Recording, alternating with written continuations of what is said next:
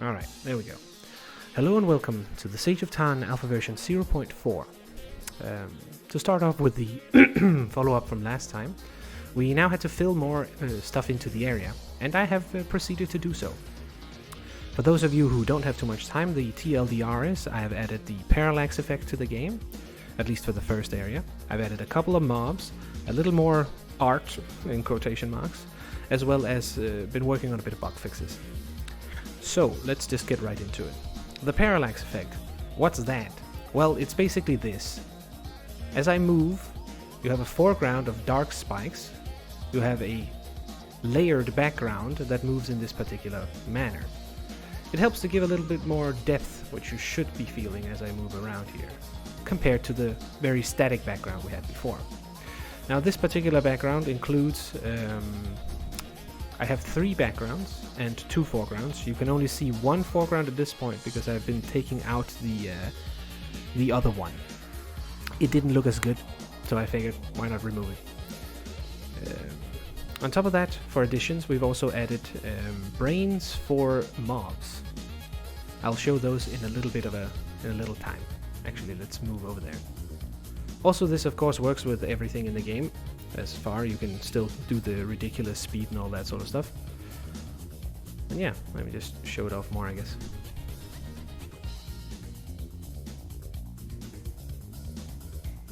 It gives a sort of nice effect, and if you saw that on the left, don't pay too much attention.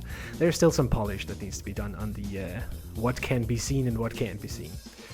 Now, in terms of adjustments, I've been let me slow down a little bit. In terms of adjustment, I've lowered the overall map size by about 10% to accommodate the space needed for the foreground.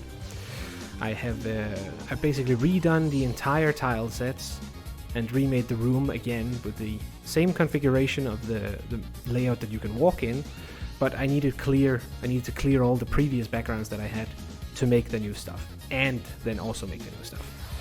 So I did that. Then I streamlined code slightly. The player and the enemies now are all the same type of unit, and we can sort of branch out from this. It's basic inheritance when it comes to it. The beta test area I have limited down again, because after making all of the backgrounds for what you see now, it takes quite a while to put them in. The editor is really not that user-friendly, so I've had to limit it to the mine area. Now you can still go in the other areas, there just won't be, you know, any parallax effect because there's no background for it. I need to take some time to build it. Let's see, what else do we have?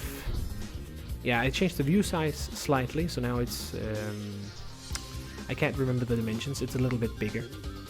This is in conjunction with some of the problems that I found. But anyways, let's talk a little bit about these. So as you can see, these mini versions of me, there are, I think, 6 in total here, excluding me, obviously. And basically what they do is they walk back and forth with a random tick, and then they jump occasionally. And the nice thing about it is that I can easily swap out their brain script, if you will, for a player script, or even turn the player into one of these if I want to, like, instantly. I'm not going to do that now, because I haven't set up the effect for it, but it can be done, which is quite nice. It makes it easier to build units. Having them jump around like this made me think a little bit about how I'm gonna actually make them. You can see some of them like sort of walk under me, and I'm considering to make the core, which is the circles that you see, basically be the main thing of collision between units. So that's gonna be some of the next thing that I look into. It's gonna both restrict how the units are designed as well as how they interact with each other, which makes it a little complicated, but you know, not impossible. Let's move on. Not that there's too much more to see, but it's nice to see the effect in action, right? Let's see, can I move? I feel like this is too slow, but maybe it's okay still. Okay, let's go a little faster. Let's see here. I found out the visual glitch between tile sets also. Quite nice to figure that out. Very annoying in how it works. It's basically the engine doesn't allow me to move things around in the view with less than an integer. If you move things around with float, you are going to get those, you know, seams between tiles, objects, views, whatever it is that you move. It's quite annoying and limits me in a way that You may notice the background moving a little bit like blockily. It could be perfect if the engine wasn't, you know, wasn't as it is. Let's say it like that. Anyways, I looked into the random performance spikes from last time. I still have them a little bit. You may have noticed they going up while we were near the units, and I noticed that too. So I started stress testing the system slightly for units, and I found out that I know now precisely what script it is that's causing it. Problem is that script is sort of needed to run. So stress testing it even further with about 69 units at 600 frames per second reveals that there is actually no problem. The red bar that you see in the top, it does go up because it is, you know, stressing the system, but we can handle a ridiculous more amount of units than I would ever want on screen. So I feel like we're actually good. I'm probably gonna still look into it a little bit to see if I can reduce it, but at least for now it's not actually a problem. One more thing I forgot to write down, I see, is that the background that I have made and the initial art that it has is kind of a little bit unstructured. I kind of want you to be able to see where you are using the background. So obviously it needs a way more clearly to show what is it, where are we. Right now I just kind of threw them together to get the effect to work. Let me just lean in for a moment.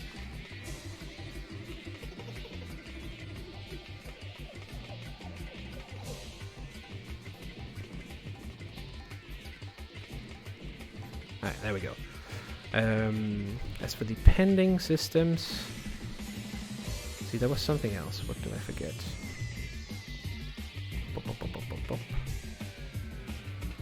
Ah, yes. Finding the script, doing the views, all that sort of stuff. No, I think that's actually primarily it. It's a decent amount of progress. Let me move around a little bit more. You can see some of the weirder stuff. Oh! So here we get to the, this is as far as I got. I haven't made the sky, but I made the big crater here.